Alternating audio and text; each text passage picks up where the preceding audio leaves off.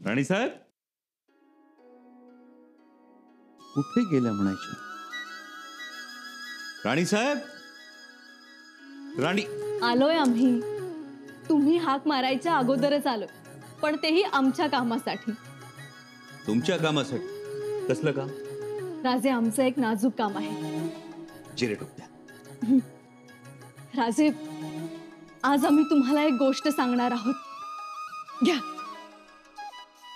येसू, आम्हाला सुद्धा तुम्हाला काहीतरी सांगायचं, पण आधी आमचं ऐकून घ्या. तलवार द्या.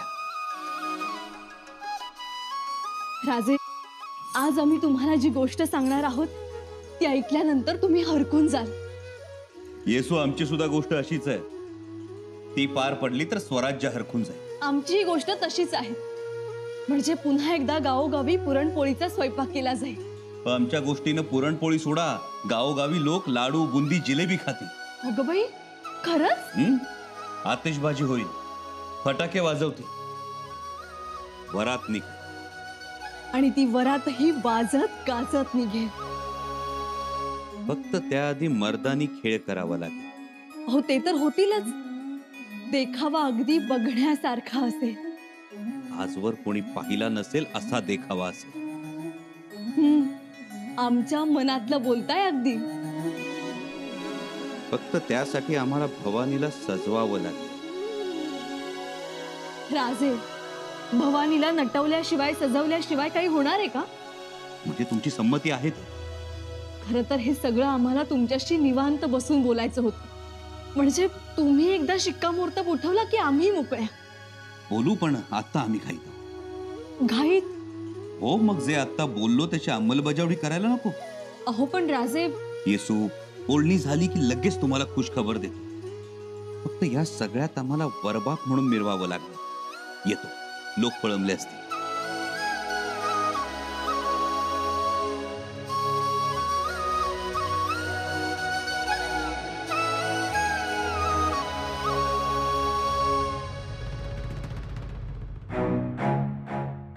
मातोश्री. अहो, आलात? झालं बोलणं? काय म्हणाले शंभूराजे? लेकीच्या लग्नाचा विषय निघताच अगदी हरकून गेले असतील, हो ना? म्हणजे अहो, जावई बापूंची निवड आवडली का त्यांना? नाही. नाही? अहो, पण काय नाही? नाही म्हणजे आम्ही शंकराजी भाच्यांबद्दल विषयच नाही काढला. अगं बाई, अहो तुम्ही तेच तर बोलायला गेला होता ना? जी मातोश्री, पण राजे घाईत होते. मसलत आहे म्हणाले. आल्यानंतर बोलू म्हणाले. मग आल्यानंतर बोला. पण मातोश्री, सरदार महाडिकांनी शंकराजी भाचेबांची दुसरीकडे कुठे सोयरीक ठरवली असेल तर? ते विचारायला हवं. हे बघा, तुम्ही अंबिकाबाईंना गाठा, त्यांना विचारा, आणि तसं काही नसेल तरच शंभूराजेंच्या कानावर घाला. जी मातोश्री.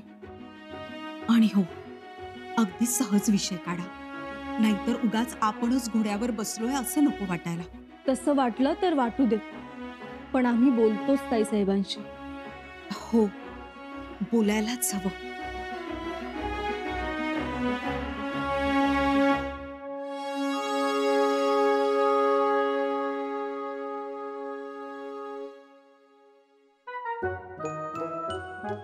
हे काय? हे एक कोडं. तुम्हाला सांगतोय आम्ही. तुम्हाला सोडवायला आलं तर तुमचा जय जयकार, नाही तर तुमचा हुर्रा. नाही नाही, सरदार महाडिकांचा कधीच हुर्रा होत नाही. सांगा कोडं, आम्ही ते सोडवू. ठीक आहे. ही एक नदी आहे. नदीच्या अलीकडे एक शेतकरी उभा आहे. त्याच्या जवळ एक वाघ, गाय आणि हिरव्या गवताची पेंडी आहे. वाघ, गाय, हिरव्या गवताची पेंडी. मग या शेतकऱ्याला नदी ओलांडून जायचंय, पण तो एका वेळी एकच गोष्ट सोबत घेऊन जाऊ शकतो. परंतु गाय गवत खाऊ शकते आणि वाघही गायला खाऊ शकतो. हा, तो शेतकरी आमच्या आजोबा साहेबांसारखा हुशार होता. तो एक एक करून तीनही वस्तू घेऊन जातो. तुम्ही नेऊन दाखवा. त्यात काय अवघड आहे? पहिल्यांदा शेतकरी वाघ घेऊन नदी पल्ल्याड जाईल. पण इकडे गाय गवत खाईल ना. नाही नाही, मग तो गवताची पेंडी घेऊन प्रथम जाईल. अहो, मग वाघ गायला खाईल ना. हो, तेही खरंच. मग तो गाय पहिल्यांदा नेईल. वाघ काय गवत खात नाही. मग तो गवताची पेंडी नंतर नेईल. मग गाईला सोडून आल्यावर तो गवत घेऊन जाईल. पण शेतकरी इकडे येईल तेव्हा गाय तिकडे गवत खाणार. अरे बापरे, थोडा अवघड आहे. आहे ना अवघड. विचार करा, सरदार महाडी कधी हरत नाही, त्यांचे कधी हुर्रे होत नाही. नाहीच होणार हुर्रे सरदार महाडिकांची. मग द्या जबाब, तर या शरण. शरण हट. आमच्या आबासाहेबांना ते मंजूर नाही. केवढा दरारा त्यांचा. ते रागवतील आमच्यावर. मग सोडा काढा.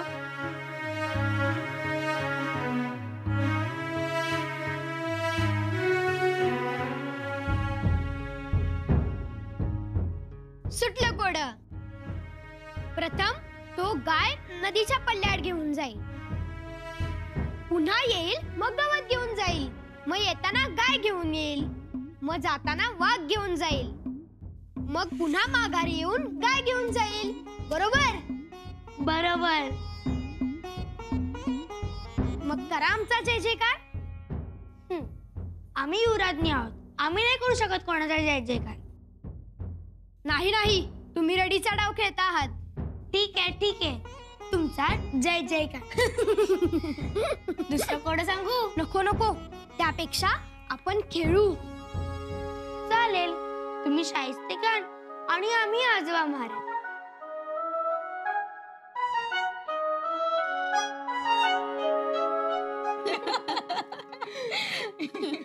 म्हणजे भवानीबाई आणि शंकराजी भेटले तेव्हा त्यांच्यातून विस्तव जात नव्हता. आणि आता एकमेकांशिवाय करमत नाही मुलांना. हो ना, आम्ही बघतोय ना, सारखा खेळ सुरू आहे.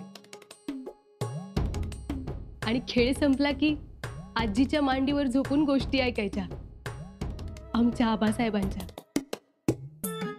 बघता बघता मोठी झालीत नातवंड. हो ना, केवढी मोठी झाली. तुम्हाला आता सुना येतील, जावई येतील. बघा ना, किती भराभर दिवस निघून गेले. हो ना, आता आम्हाला इथे येऊनच किती दिवस झाले. आता आम्हाला निघायला पाहिजे माघारी जिंजीला. आणि आमच्या यांना आमच्याशिवाय काही चालत नाही. शिवाय कामाचा व्याप पण खूप वाढलाय. अहो, व्याप वाढला हे चांगलंच आहे. हो मातोश्री, पण त्यामुळे आपलाही व्याप वाढतोच ना. पण मग घरात जास्त माणसांची गरज आहे आता. हो ना, हे मात्र अगदी खरंय. आता सुनबाई येऊ द्या अंबिकाबाई. शंकराजींचं लग्नाचं वय झालंय. हो, म्हणजे वेळेत झालेलं बरं. हो ना. सोयरीक पाहिलीये का कुठे? सोयरीक? आमच्या शंकराजींची सोयरीक? हो, पाहिली का कुठे? नाही हो मातोश्री. आमच्या हरजीदाजी साहेबांनी नाही तर ते आम्हाला विचारल्याशिवाय काहीच करत नाही. शिवाय या सगळ्या गोष्टींसाठी त्यांच्याकडे वेळ कुठे आहे? पण मातोश्री, आम्हाला एका गोष्टीचं आश्चर्यच वाटलं. लग्नासारखी गोष्ट आमच्या ध्यानात कशी नाही आली? म्हणजे सोयरीक जुळली नाहीये तर? बघा मातोश्री. म्हणजे अहो अहो म्हणजे ह्यांना असं म्हणायचं आहे की सोयरीक जुळवायला पाहिजे. तेही खरंच आहे म्हणा. पण आता जिंजीला गेल्यावर बघू, ह्यांच्या कानावर घालू. आम्ही एखादी चांगली मुलगी महाडिकांच्या घराण्याला शोभेल अशी सुचवली तर चालेल तुम्हाला? अहो मातोश्री, असं काय करता? तुम्ही आमची लग्न ठरवलीत, आता आमच्या मुलांचीही तुम्हीच ठरवा. हो, असं काय, तो अधिकारच आहे तुमचा.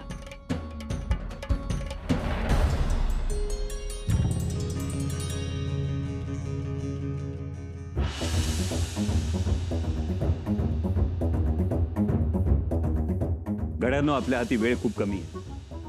स्वराज्याच्या सीमा भागात युद्धाचं सावट आहे. औरंगजेब बुऱ्हाणपुरातून स्वराज्यात येण्यास उत्सुक आहे आणि स्वराज्यात येण्या अगोदर त्यानं आपल्याला आजमावण्याचा प्रयत्न केला. हसन अली खान, रहुल्ला खान ही त्याचीच उदाहरण. जी राज. शिवाय त्याने फल्ल फितुरीचेही प्रयत्न चालू केले. पिकला खजूर आणि भाजला कबाब त्यानं आपल्या सरदारांसमोर फेकायला सुरुवात केली. आणि पिकले खजूर आणि भाजलेले कबाब खाण्यासाठी आपल्यातील गद्दार त्या औरंगजेबाच्या दारात जात आहेत. कान्होजी बाबा, सरदार जगदाळे ही त्यांचीच उदाहरण आहेत. जोपर्यंत किडा आहे तोपर्यंत कीड ही लागणारच. पोखरले हे जाणारच. तेही खरंच आहे. त्यासाठीच खंडोजी, कीड नाहीशी करायची असेल तर आधी किडा मारावा लागतो. किडा नाहीसा झाला तरच कीड नाहीशी होती. आम्ही ठरवलंय हा किडाच मारायचा. म्हणजे राजन, आम्ही एक धाडसी निर्णय घेतला.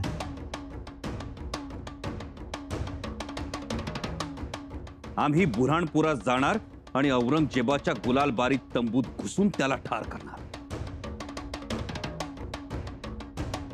महाराज हे होय निळोपंत, यासाठी आमच्या आबासाहेबांची नीती आपण वापरायची. गनिमिकावा पाठीशी ढालीसारखा बांधून तापी नदी ओलांडायची आणि थेट औरंगजेबालाच हाणायचा. एकदा औरंगजेब ठार झाला की त्याची फौज सैरभैर होईल. कारण औरंगजेबाच्या फौजेत अंतर्गत खूप भांडणं आहेत. परंतु महाराज ही खूप मोठी जोखीम आहे. निळोपंत, आपण हातावर हात धरून बसून राहिलो तरी ती जोखीम ठरणार आणि बुऱ्हाणपुरावर धडक मारली तरी जोखीमच. राजन, औरंगजेब 5 लाखाच्या फौजेत बसलाय. एक गोष्ट लक्षात ठेवा कविराज, शत्रूची संख्या बघू नका, शत्रूची हिंमत पारखा. बुऱ्हाणपुरातून औरंगजेब स्वराज्यात येण्यापूर्वीच त्याला गाठायचा आणि त्याचा फडशा पाडायचा. महाराज, हा आपला निर्णय खूप धाडसी आहे. तेवढाच तो फायद्याचा आहे निळोपंत. फायद्याचा आहे, पण यशस्वी झाला तर होणार कविराज, यशस्वी होणारच. कारण औरंगजेब बुऱ्हाणपुरातून निघण्याच्या तयारीत आहे. शिवाय तो युद्धाच्या नशेत आहे आणि बुऱ्हाणपुरात औरंगजेब गाफील असणार. परंतु राजन, बुऱ्हाणपुरातच का? त्याला पुढे येऊ द्या. नाही कविराज, औरंगजेब मारला गेला तर तो बुऱ्हाणपुरातच मारला जाऊ शकतो. कारण बुऱ्हाणपुरात औरंगजेब फारसा सावध नसणार.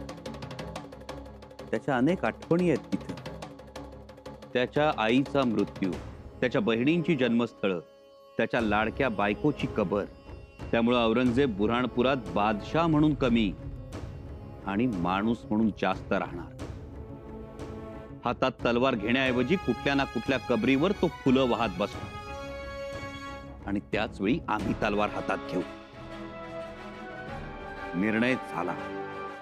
आम्ही स्वतः बुऱ्हाणपुरात घुसणार आणि औरंगजेबाला ठार करणार. आमच्या आबासाहेबांनी शिकवलंय आम्हाला, पेटत्या होळीतून नारळ बाहेर काढून तो कसा फोडायचा ते.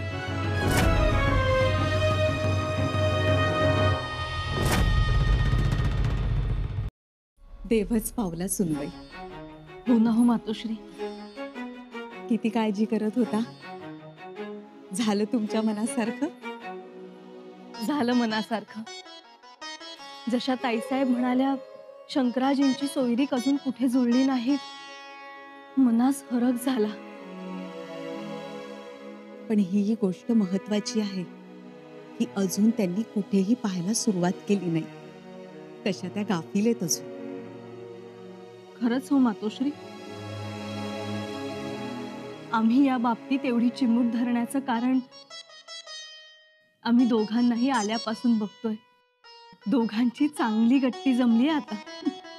हो ना हो, खूपच चांगली गट्टी जमली. दोघेही आमच्याकडे गोष्टी ऐकायला येतात. आणि गोष्टी कुठल्या ऐकायच्या असतात तर आमच्या स्वारींच्या. बघा, भवानीबाई एका मांडीवर तर शंकराजी दुसऱ्या मांडीवर. मातोश्री, काहीही म्हणा, परंतु आम्हाला मनोमन वाटलं हा जोडा अगदी शोभून दिसणार आणि म्हणूनच आम्ही गडबड केली. आमची लेकही सुखात राहील. तातडीनं बोलून घ्या. जी. मातोश्री, तुम्ही सांगा ना राजांना. नको, तुम्हीच घ्या बोलू. अहो, तुम्ही कसं वडीलकीच्या नात्याने बोला, म्हणजे मग बरं होईल. अहो, तुम्ही बोला. आमचं काही मनावर घेत नाहीत राज. मगाशी बघितलं ना, मसलत आहे म्हणून निघून गेले. अहो, तुम्ही पाल्हाळ लावू नका. तुमची भूमिका स्पष्टपणे मांडा. असं म्हणता? ठीक आहे, बोलतो आम्ही. करतो प्रयत्न. जाऊन या आणि आम्हाला निरोप द्या. जी, येतो. या.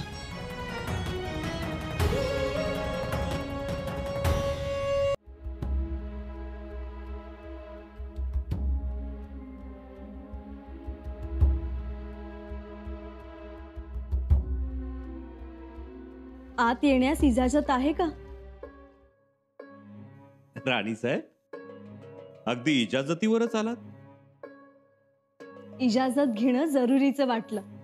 नाहीतर मग काम आहे, मसलत आहे म्हणून घाई गडबडीने निघून जात. इजाजत घेतली की कसं मन मोकळेपणानं बोलता येईल आम्हाला. बोला, आज निवांत वेळ आहे आम्हाला. राजे, एक महत्वाची बाब तुमच्या कानावर घालायची होती. आम्हाला सुद्धा तुम्हाला एक महत्वाचा मनसुबा सांगायचा होता. मग तुम्ही सांगा आधी. नाही, आधी तुम्ही सांगा. नाही नाही, तुम्हीच सांगा. आपण राजे आहात. आपण स्वराज्याच्या राणी साहेब आहात. तरीही तुम्हीच सांगा. राजे साहेबांचा मान पहिला. आमच्याकडे श्री सखींचा मान पहिला असतो. ते आहेच, पण तुम्हीच सांगा. आम्हाला जरा वेळ लागेल. सांगाव राणी साहेब, आणि लागू द्या वेळ लागला तर. सांग. बर. राजे, चूक बरोबर आम्हास काही ठाऊक नाही, परंतु आमच्या जे मनात आलं ते आम्ही सांगतो. राणी साहेब, आपण एवढा मोहरलात याचा अर्थ विषय जिव्हाळ्याचा दिसतो. विषय आपल्या दोघांच्या जिव्हाळ्याचाच आहे. आपल्या भवानीबाई बघता बघता मोठ्या झाल्यात हो. आम्ही त्यांच्यासाठी एक स्थळ शोधले आणि स्थळही आहे. शंकराजी. राजे, म्हणजे तुमच्याही मनात शंकराजीच होते तर? हो, आमच्याही मनात शंकराजीच होते. बघा राजे, नवरा बायको मनाने एक असले की तोंडातून शब्दही एकच येतात. आपल्या बाबतीत तर बऱ्याचदा होतं हे. हो ना राजे, योग्य आहे ना स्थळ? उत्तम. भवानी शंकर ही जोडी ठरलेलीच आहे, स्वर्गात आणि स्वराज्यात सुद्धा. तेव्हाच पावला म्हणायचा. राजे, आम्ही म्हटलं जे स्थळ आम्ही सुचवतोय ते योग्य आहे की नाही, कसं बोलावं, कसं सांगावं, की तुमच्या मनात काही दुसरंच योजलं आहे. खूप विचार मनात येऊन गेले हो.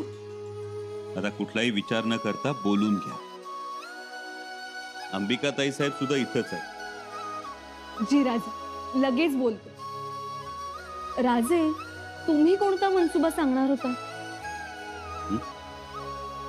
मनसुबा हेच तर सांगणार होतो आम्ही. बघा, आपलं सगळंच एक असतं. लगेच बोलतो आम्ही. बोला. राजे, अंबिका वंसांनी एकदा का होकार दिला ना की मग सोयरीक पक्कीच झाली म्हणून समजायचे. तुम्ही सोयरीक पक्की करा, त्या सरशी आम्ही रायगडावर मांडव उभा केलाच म्हणून समजा.